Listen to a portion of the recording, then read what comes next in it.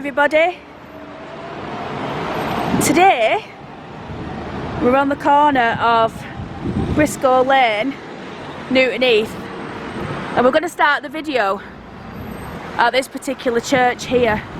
Now this church is the one that's at the top of Briscoe Lane as you drive up, and unbeknownst to many, this is actually a graveyard as well.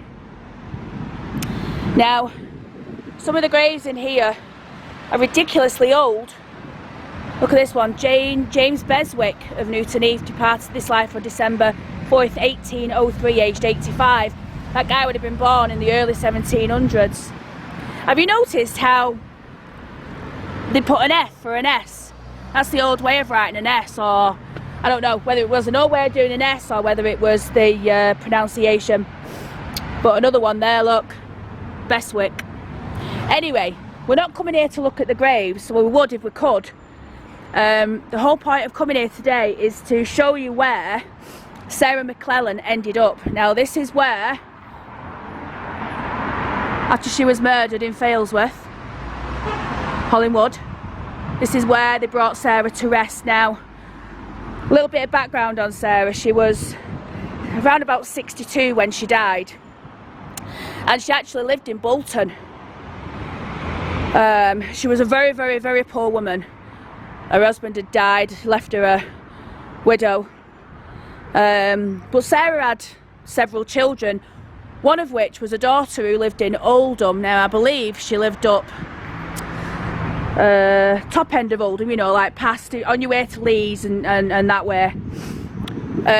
Now this was the year 1830. Sarah was a very, very, very poor woman. Like I say, didn't have any money. So she decided on this particular month, which was a tough one,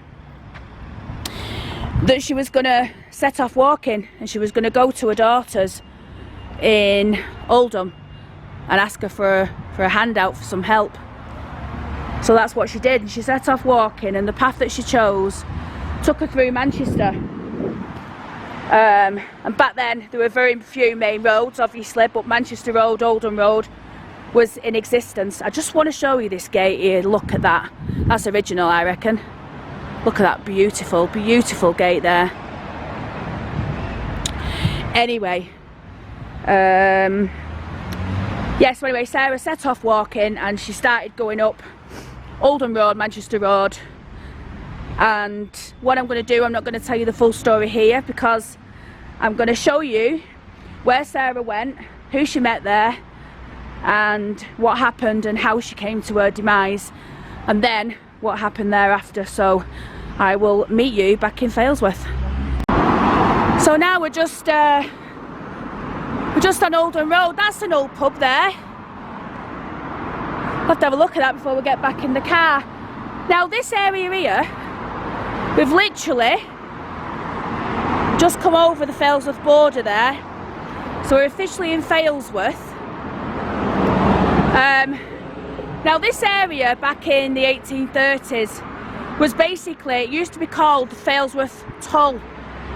Now I reckon where the traffic lights are there on the border of, you know, Chadderton, where you can go up Broadway, I reckon that's probably where the toll was. And the reason why I say that is because on Sarah's journey, which was up this road on foot, she must have been walking a good, I say good, what, 25 miles so far in clogs. That's what she would have wore. She would have wore clogs.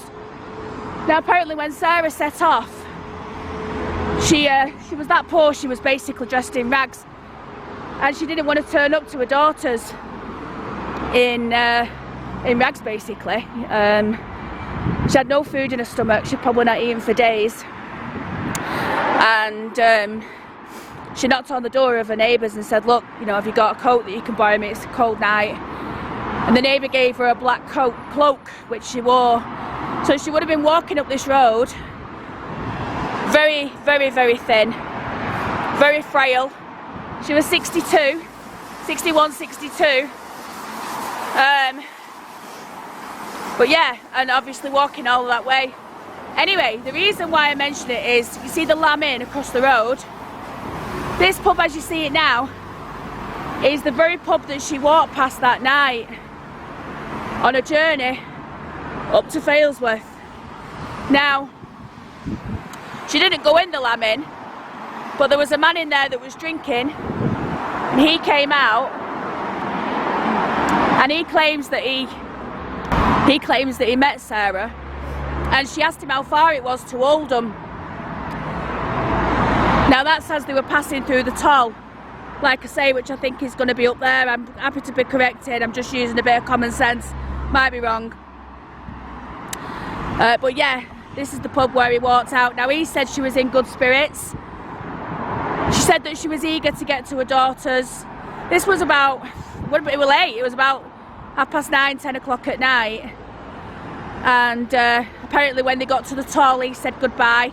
She said goodbye and she carried on walking to Failsworth. Right, now at 9:45 of that evening, Sarah just arrived in Failsworth Pool. Now, by this particular point in the journey, she was absolutely worn out. And she came to this place here.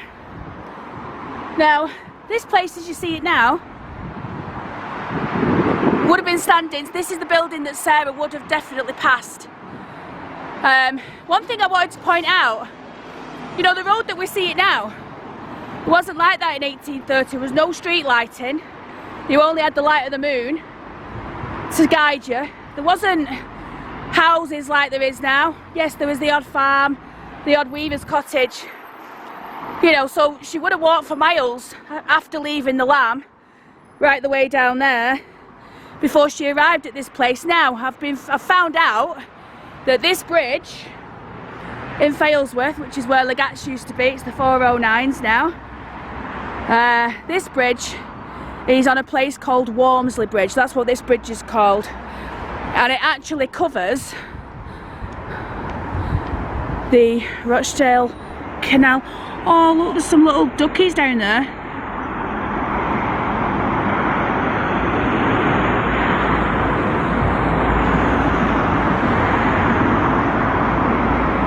Look at that! What's the mother? Oh, it's a geese. What's the mother doing? I think there's a do going on down there, you know. Anyway, so yeah, this is the Rochdale Canal.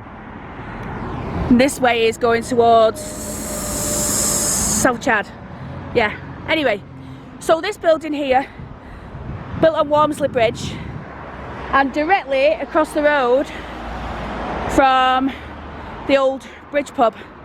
Now, apparently, when Sarah got here, she knocked on the door of the pub, and the landlord's wife came out, and she explained that she'd walked all the way from Bolton. Yeah, I think it was definitely Bolton. So she'd walked all the way from Bolton. She was starving.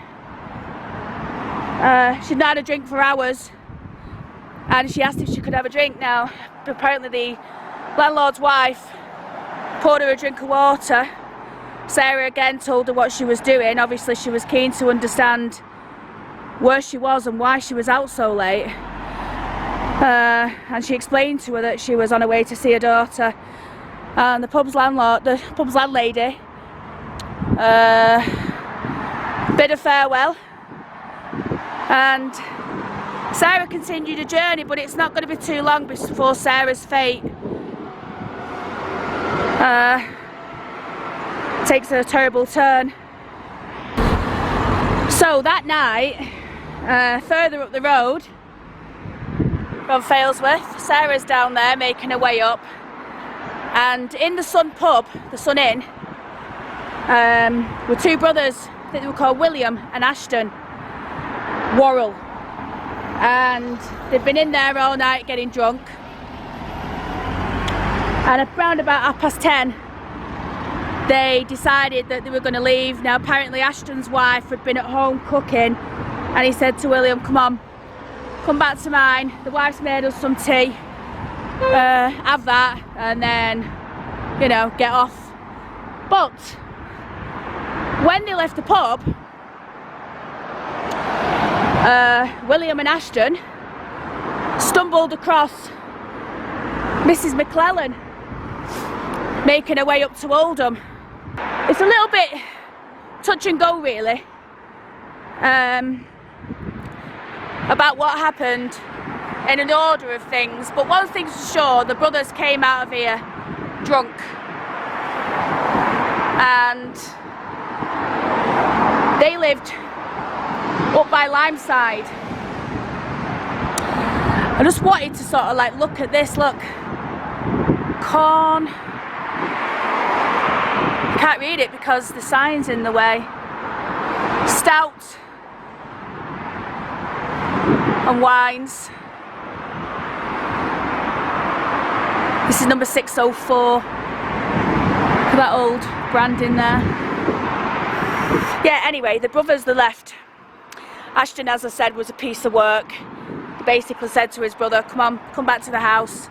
Wife's been cooking, you can have some tea, get your head down. A pair of them were drunk. They've been drinking in here for quite a few hours, drinking beer. And it said they left and made their way up the road up here, joining on Roman Road in Failsworth, going towards the Street Bridge Inn. Now I would suggest that Sarah had probably already made her way past this pub, having got a drink of water, and was well on the way up there herself. So Sarah's journey continued, and she made her way all the way up to Manchester Road, Alden Road, to the junction of Oldham Road. Now it's said that she turned right up Oldham Road. Why? I don't know. She could have just carried on straight up and obviously she would have hit the town centre. But maybe this was the best way, or maybe this was the only way. Maybe the road ended. I don't think it did, but either way, she decided to take Oldham Road. It might be that she, on one of the travels on the way up, she's spoken to someone and said, look, what's the best way? Straight up. Or they said, no, do up Oldham Road, and you know, that'll be your best bet. Maybe cut through Glodick around that way. But anyway, the fact is that she did come up Oldham Road. Now apparently the two brothers, they decided that they were coming up this way. Remember, they lived at Limeside, so they would have walked up this way home. Now on the way back they came across Sarah. I don't know what went on, or you can only assume what went on, but the ultimate ending was that by the time the brothers had finished with Sarah, she was dead. They'd brutally raped her, according to the records, and murdered her. Now when I first read this story, I thought this story was one of the saddest stories I've ever read. This poor woman walking all those miles, no food in her belly. When she died, or when they found the body, they took her to the wheat sheaf. Now, I should have filmed the wheat sheaf on the way up, but to be honest, I forgot, so I'm going to put a picture of the pub in. Still going today. But they took her body back to the wheat sheaf and they did a post-mortem on her. And they said her stomach was absolutely empty. There was nothing in her stomach apart from some water, which she'd got from the pub landlady at the bridge in Failsworth, if you remember. She was she was starving, and they'd basically done what they'd done to her. I don't want to think about it. But this poor woman, all she wanted to do was get to her daughters, and they didn't let that. You know, that wasn't possible because of what they did. And the disgusting pigs, you know what they did? By the way, this garage is where the Roxy used to stand. For anyone that doesn't live in Oldham anymore and is interested. But yeah, the disgusting pigs tried to make out that she was in the pub in the Sun Inn with a fella drinking a quart of beer, and apparently she was drunk when she left, and they was trying to basically set this fella up. I can't remember his name, but I'll put it in. Anyway, obviously they did the post-mortem. It says she wasn't drunk, she wasn't drinking anything, she had water in her belly and nothing else. So yeah, next I'll show you the site of where they found the body. Now this pub here is the Street Bridge Inn. Now this is on Roman Road. Roman Road is one of the oldest roadways in Oldham, dating back hundreds and hundreds and hundreds and hundreds of years. And this is Roman Road. It leads down to Failsworth that end and up to Hollywood Crematorium up there, but this is the Street Bridge pub. Now obviously this isn't the one that was here all those years ago.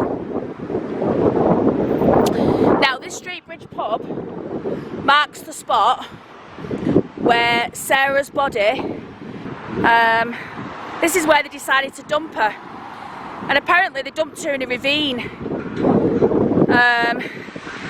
and when she was found, the man that found her said that her eyes were open in horror and her mouth was open as if she was screaming, and the poor sod had been left. It's not known, obviously, if she was alive when she was dumped, whether she was dead before. Chances are she was probably throttled and killed and then dumped there. Now apparently she was wrapped in the black coke that she'd been given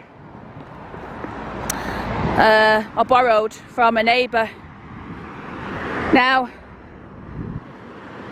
the next morning when Sarah's body was found, there was a big massive police investigation, but it was decided that Sarah had died of natural causes, and they tried to sort of pull the wool over everyone's eyes and sort of, you know, they knew it was a murder, but that's what was suggested, that they knew it was a murder, and they tried to get away with it. But this one bloke who'd seen the Ashton brother or the Worrell brothers the night before, he basically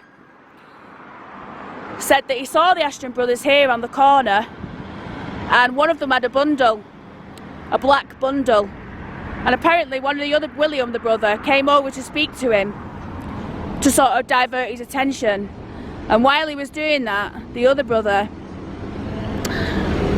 went and disposed of the bundle that he had and came back and his arms were empty. Now, knowing how the body was found, that particular fella was like, no, she was, you know, he had the body in his hand, he dumped her.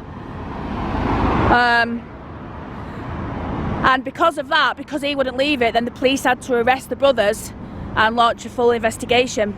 After the lies was uncovered and it turned out that it was in fact the brothers that had killed her,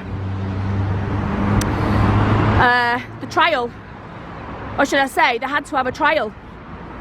And this particular place, which is now Nandini's, it's an Indian restaurant, I think it's just takeaway at the moment.